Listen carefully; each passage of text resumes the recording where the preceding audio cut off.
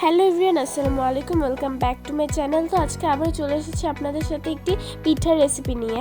এই পিঠাটি চাইলে আপনারা যে কোনো দিনে কিংবা শীতের দিনে পরিবারের সাথে উপভোগ করতে পারেন। ভিডিওটি না টেনে শেষ পর্যন্ত দেখতে থাকুন। আর হ্যাঁ, যারা আমার ভিডিওটি দেখছেন কিন্তু এখনও সাবস্ক্রাইব করেনি তারা অবশ্যই চ্যানেলটিকে সাবস্ক্রাইব করে দিবেন এবং পাশে থাকা বেল আইকনটি ক্লিক করে দিবেন। এতে করে আমি ভিডিও ছাড়লে আপনাদের ফোনে নোটিফিকেশন চলে যাবে।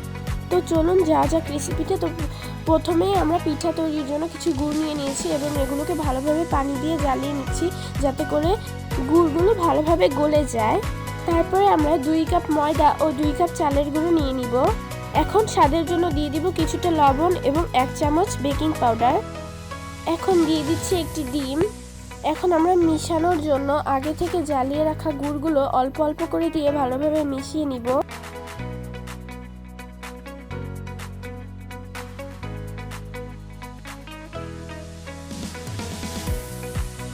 দেখুন আমি কত সুন্দরভাবে উপকরণগুলোকে মিশিয়ে নিয়েছি। আপনারাও ঠিক এভাবে মিশিয়ে নেবেন, এতে করে পিঠাটা ফুলবে এবং পিঠার ভিতরে কাঁচা থাকবে না।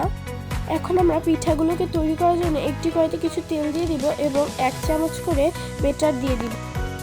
দেখুন দেওয়ার সাথে সাথে আমার পিঠাগুলো কেমন ফুলে গেছে।